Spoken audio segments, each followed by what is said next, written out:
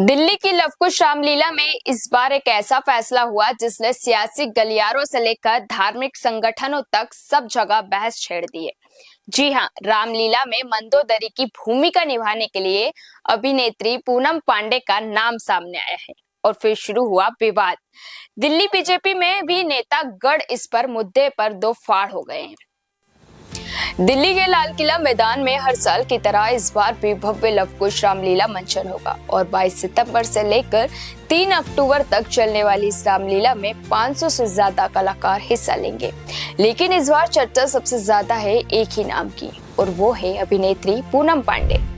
बता दें कि रामलीला कमेटी ने पूनम पांडे को मंदोदरी की भूमिका के लिए चुना है और यही से विवाद शुरू हो गया है और दिल्ली बीजेपी में ही दो अलग अलग राय सामने आई है। बीजेपी विधायक रविंद्र सिंह नेगी ने पूनम पांडे का समर्थन किया और कहा कि एक कलाकार का असली काम अभिनय करना है, किरदार निभाना है और अगर पूनम पांडे मंदोदरी का रोल निभा रही हैं तो इसमें किसी को आपत्ति नहीं होनी चाहिए। देखो, मैं आपको बता दूं, जो अभिनेत्री अभिनेता होता है, वो अगर अभिनेत्री अभिनेता बनता है तो वो कोई भी किरदार कर लेता है, क्योंकि किरदार उनका काम ही है किरदार करना। वो कोई हकीकत में तो नहीं कर रहे, वो किरदार निभा रहे हैं। अगर वो किरदार निभा रही है तो निभाने, मुझे लगता है इसमें कोई दिक्कत नहीं है। लेकिन दूसरी तरफ दिल्ली बीजेपी के मीडिया प्रभारी और लवकुश रामलीला कमेटी के वरिष्ठ उपाध्यक्ष प्रवीण शंकर कपूर ने कड़ा विरोध जताया और उन्होंने आयोजकों को पत्र लिखकर कहा कि पूनम पांडे की छवि रामलीला जैसे धार्मिक आयोजन के अनुरूप नहीं है। यही नहीं, विश्व हिंदू परिषद भी मैदान में उतर आए और बीएचपी ने इसे आस्था के खिलाफ खिलवाड़ बताया और कहा कि पूनम पांडे को इस मंच पर जगह देना हिंदू भावनाओं को ठेस पहुंचाना है। साथ ही संगठन ने साफ चेतावनी देते हुए कहा कि अगर फैसला वापस नहीं हुआ तो विरोध और तेज होगा। श्री राम, अभी समाचार पत्रों के माध्यम से यह जानकारी प्राप्त हो रही है कि दिल्ली की एक बड़ी और प्रसिद्ध रामलीला कुछ ऐसे पात्रों को रामलीला में अभिनय के लिए बुला रही है जो कि अपने बाकी दैनिक जीवन में भारतीय संस्कृति के अपमान के लिए या भारतीय संस्कृति के भ्रष्ट करने के लिए अनेक स्टेज शो में जाते रहते हैं। हमारा विश्व हिंदू परिषद का ये मानना है कि रामायण केवल एक नाट्य मंचन नहीं है, रामायण एक पूरी संस्कार व्यवस्था है।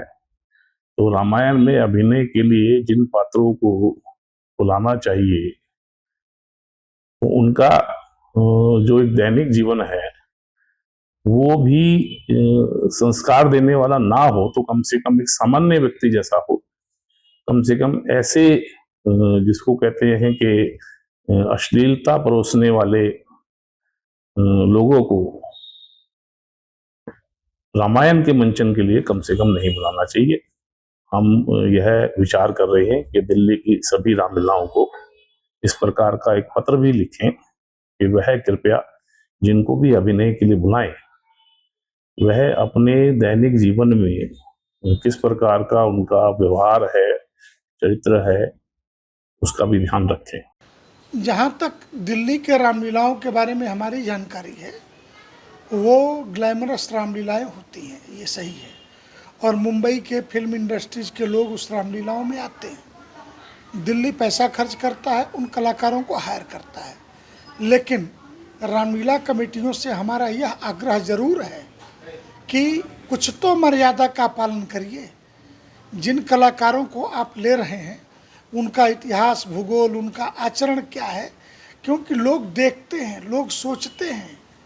ऐसा नहीं है कि इस सोशल मीडिया के युग में जो है लोग ये नहीं जान पाते कि उसका इतिहास, भूगोल क्या है।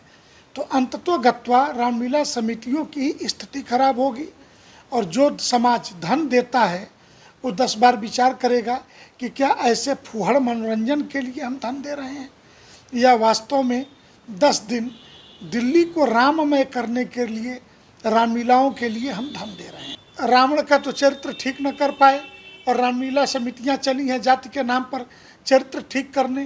तो ये भौंडे कुतर्क देने वाले जो लोग हैं, ये समाज में जातियों के सबसे बड़े दुश्मन हैं। प्रत्येक जाति के अंदर का अपराधी, चरित्रहीन, ऐसे भौंडे चरित्र के लोग, इनको जो आइकॉन और आदर्श मानने वाले लोग हैं, यही समाज को सबसे ज्यादा प्रदूषित कर रहे हैं। हालांकि रामलीला कमेटी अपने फैसले पर अड़िग है और चेयरमैन अर्जुन कुमार ने कहा कि मंदोदरी का किरदार पूनम पांडे ही निभाएंगी। उनका मानना है कि किसी भी महिला को ये मौका मिल सकता है और शायद इस रोल से पूनम पांडे की सोच भी बदले। तो साफ है कि एक किरदार को लेकर दिल्ली की राजनीति से लेकर धार्मिक संगठन तक आमने सामने आ गए हैं और लवकुश रामलीला में पूनम पांडे मंदोदरी बनेंगी या नहीं, ये तो आने वाले वक्त में साफ होगा। लेकिन इतना तय है कि इस बार रामलीला का सबसे ज्यादा चर्चित किरदार मंदोदरी ही रहने वाली है।